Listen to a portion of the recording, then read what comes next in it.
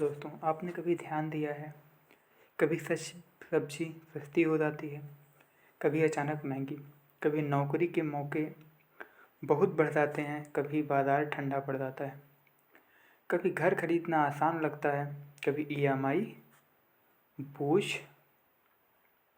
बन जाती है। ये सब कौन तय करता है? कोई सरकार हर चीज़ का दाम तय करती है? ये प्रश्न है ना? कोई एक व्यक्ति बाजार को चलाता है क्या? ऐसा कोई प्रश्न नहीं। इस पूरी व्यवस्था को चलाता है मांग, आपूर्ति और बाजार का अदृश्य हाथ। कहीं न कहीं इसी को मांग एवं आपूर्ति को हम बाजार के अदृश्य हाथ बोल देते हैं, जो दिखता नहीं है। यह एक ऐसा सिद्धांत है जिसे पहली बार व्यवस्थित रूप से समझाया था एडम स्मिथ ने। एक इकोनॉमिस्ट हैं या थे, इन्होंने ये कॉन्सेप्ट दिया था। ठीक है, उन्होंने कहा था बाजार को हर समय कोई व्यक्ति नहीं चलाता। कई बार बाजार खुद अपने आप संतुलन बना लेता है। कैसे बना लेता है? ये एक तरफ आपकी क्या होती है, मांग होती है, दूसरी तरफ आपूर्ति। एक तरफ डिमांड है, दूसरी तरफ सप्लाई। ठीक है, यही है अदृश्य हाथ। कहानी से समझते हैं बाजार कैसे काम करता है। एक साधारण सुबह है, आप बाजार जाते हैं। दूध, सब्जी, फल, अनाज सब बिक रहा है। किसी ने आदेश नहीं दिया कि आज टमाटर 40 होगा या दूध 60 होगा, 60 रुपये लीटर होगा। फिर भी दाम तय है और हर दिन बदलते रहते हैं। दूध का फिक्स हो सकता है, लेकिन टमाटर का आप 5-10 रुपये देखेंगे तो बदल जाता है। टमाटर का, आलू का, प्याज का, ये सब बदलता रहता है। आप समझ पा रहे हैं? सब्जी का, ये सब बदलता रहता है। फिर भी दाम तय है और हर दिन बदलते रहते हैं। यह जादू नहीं, यह मांग और आपूर्ति का संतुलन है। समझते हैं? मांग इंसान की इच्छा की ताकत। जब किसी चीज़ को पाने की इच्छा बढ़ जाती है और लोग उसे खरीदने के लिए तैयार हो जाते हैं तो उसे मांग कहते हैं। जैसे गर्मी शुरू होते ही अचानक कूलर की मांग बढ़ जाएगी, एसी की मांग बढ़ जाएगी और ठंडे पेय की मांग बढ़ जाती है। क्यों? क्योंकि लोगों को ज़रूरत महसूस होने लगती है। मांग हमेशा भावनाओं और ज़रूरतों से जुड़ी होती है। सॉरी। आपूर्ति, बाजार में उपलब्धता की सच्चाई। जब अब सोचिए, कूलर बनाने वाली फैक्ट्री कम है और ख़रीदने वाली ज़्यादा या वाले ज़्यादा। सॉरी, कूलर बनाने वाली फैक्ट्री कम है और कूलर खरीदने वाले व्यक्ति ज़्यादा हैं, तो दुकानदार दाम बढ़ा देता है। ऐसे समझ लीजिए, कोई दुकान है जिसके पास 5 किलो आटा है, या फिर ऐसे समझ लीजिए,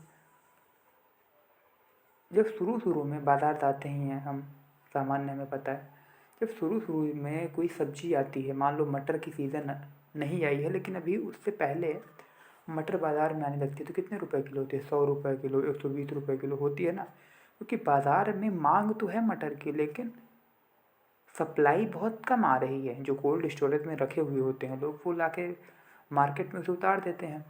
तो सप्लाई कम है, लेकिन मांग, भाई अगर वो 120 रुपये किलो ना दे, यानी 60 रुपये किलो दे, तो वो तो सब ले लेंगे, है ना। बिक जाएगा, लेकिन उसको प्रॉफिट नहीं होगा ना। अगर वो 120 में बेचेगा फिर भी बिक जाएगा, क्योंकि जिनके पास खरीदने की क्षमता है वो पैसे वाले हैं, उनके पास है क्षमता, और उन्हें जब नई नई सीज़न में मटर आ रही तो उन्हें खाना है तो वो खरीद लेंगे। तो क्या है कि वही, जब हमारे पास सप्लाई कम होती है और मांग ज़्यादा होती है तो दाम बढ़ जाता है। सप्लाई मान लो 1 कुंटल थी बाज़ार में, और डिमांड तो है ना, सभी खाना चाहते हैं मटर, तो उसने क्या किया, दाम बढ़ा दिया। वही चीज़ 1 महीने बाद दाम भी कम हो जाता है और डिमांड लगभग वही होती है। या एक व्यक्ति के पास, ऐसे समझ लीजिए ना, उस एक ठेले के पास कितनी डिमांड आएगी। कि मान लीजिए एक ही ठेला लगाया है कुंटल वाला, तो हज़ारों लोग आएंगे। लेकिन अब बहुत सारे ठेले लग के बाज़ार में, तो डिमांड एक व्यक्ति, 1-2 व्यक्ति एक पे ले रहा है, ऐसे ही लिया, तो फिर क्या होता है, दाम घटा दिया जाता है। तो दुकानदार दाम बढ़ा देगा। लेकिन अगर फैक्ट्री ज़्यादा कूलर बना दे और ख़रीदने वाले कम हों, तो दुकानदार खुद दाम घटा देगा, क्योंकि उसे बेचना है। यानी आप आपूर्ति तय करती है बाजार में किस चीज़ की या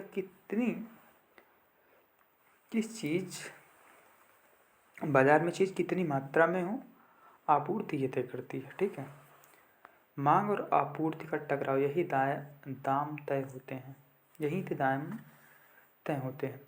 बाजार का सबसे बड़ा नियम है, जहाँ मांग और आपूर्ति मिलती है वहीं कीमत तय होती है। अगर मांग ज़्यादा है, आपूर्ति कम है तो दाम बढ़ेंगे। अगर हमने समझ लिया मटर के केस में, अगर मांग कम है, आपूर्ति ज़्यादा है तो दाम गिरेंगे।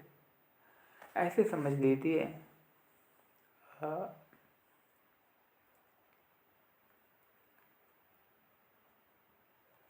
इसी मटर वाले में समझ लीजिए, जब डिमांड सप्लाई ज़्यादा हो जाती है, जब मार्केट पीक सीज़न पे होता है तो बहुत सारे मटर आ जाते हैं, है ना।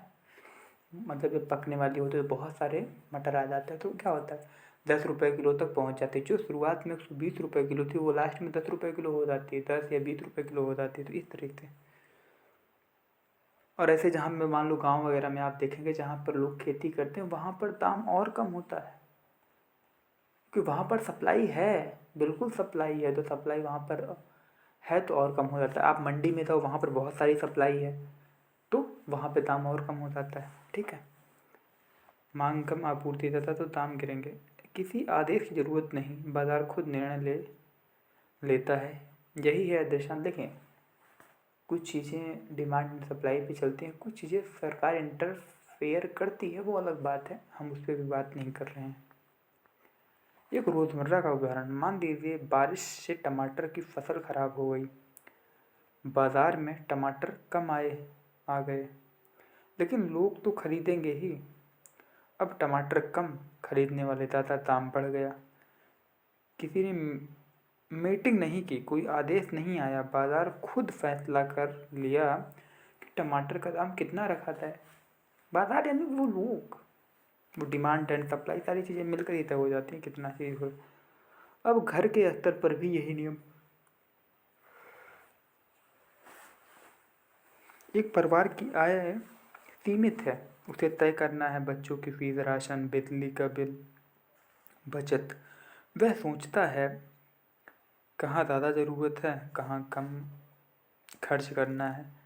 यही व्यक्तिगत स्तर पर मांग आपूर्ति का सिद्धांत है।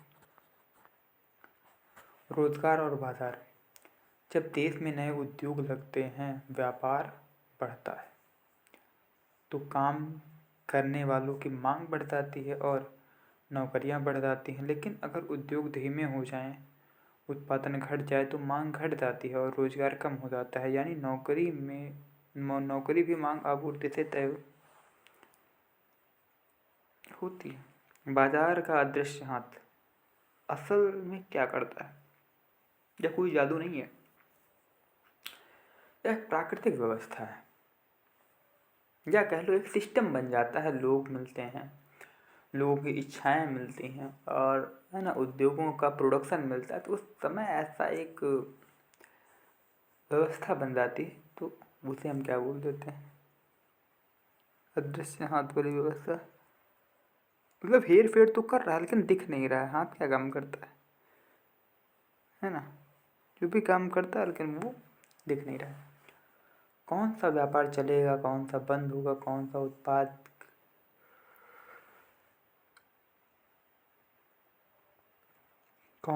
ज़्यादा बिकेगा, कौन सा कम। अगर लोग मोबाइल ज़्यादा खरीद रहे हैं तो कंपनियां मोबाइल ज़्यादा बनाएंगी। अगर लोग साइकिल कम खरीद रहे हैं तो उत्पादन घट जाएगा। बाजार लोगों की पसंद को सुनता है और उसी हिसाब से खुद बदलता है। बाजार लोगों की पसंद को सुनता है और उसी हिसाब से खुद बदलता है। सैद्धांतिक पढ़ो लेकिन आसान भाषा में। देखिए, हमने तो ये व्यवहारिक उदाहरण देख लिया, अब इसके कुछ सैद्धांतिक पहलू भी हम देख लेते हैं। मांग और आपूर्ति मिलकर एक संतुलन बनाते हैं। इसलिए समझिए, एक तरफ लोगों की इच्छा है, दूसरी तरफ उत्पादन की क्षमता है। इन दोनों के बीच जो संतुलन बनता है वही कीमत, व्यापार और विकास तय करता है। यह पूरी प्रक्रिया बिना किसी आदेश के चलती है। इसी को कहा गया बाजार का दृश्य जीवन में इसका व्यवहारिक उपयोग। जब व्यक्ति इस सिद्धांत को समझता है, वह सिर्फ खरीदारी नहीं करता, सोच कर खरीदता है। वह जानता है कब चीज़ें महंगी होंगी, कब सस्ती होंगी, कब निवेश करना सही है, कब बचत जरूरी है। वह समझता है बाजार भावनाओं से नहीं, संतुलन से चलता है। अब देखते हैं इसको थोड़ा सा हम और 360 डिग्री से एनालिसिस कर लेते हैं। कोई आयाम नहीं छूटना चाहिए, है ना। मांग और आपूर्ति सिर्फ सब्जी या सामान तक सीमित नहीं, यह लागू होता है शिक्षा पर, नौकरी पर, व्यापार पर, जमीन पर, तकनीक पर, यहाँ तक कि समय पर भी। जहाँ ज़रूरत बढ़ेगी वहाँ मूल्य बढ़ेगा। स्वार्थ वाली बात हो जाती है कहीं ना कहीं, है ना।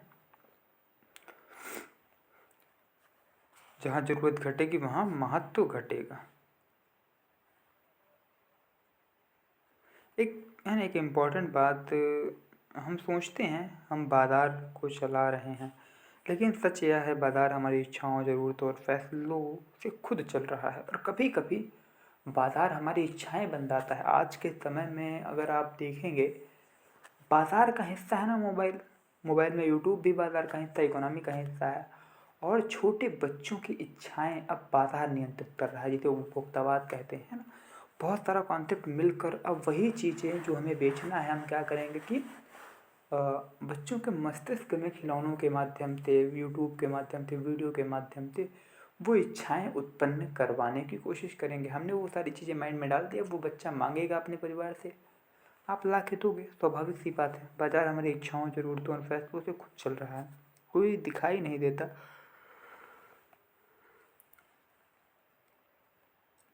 फिर भी सब कुछ नियंत्रित हो रहा है। यही अदृश्य हाथ है।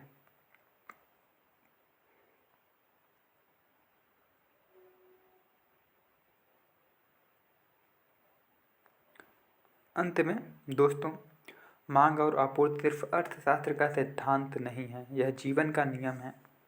जहाँ ज़रूरत होगी वहाँ प्रयास होगा, जहाँ प्रयास होगा वहाँ मूल्य बनेगा, और जहाँ मूल्य बनेगा वहीं विकास होगा। जो इस खेल को समझ गया वह सिर्फ बाजार नहीं समझता, वह समाज समझता है, व्यवहार समझता है और जीवन के निर्णय सही लेने लगता है। यही है मांग, आपूर्ति और बाजार के अदृश्य हाथ की असली शक्ति। धन्यवाद।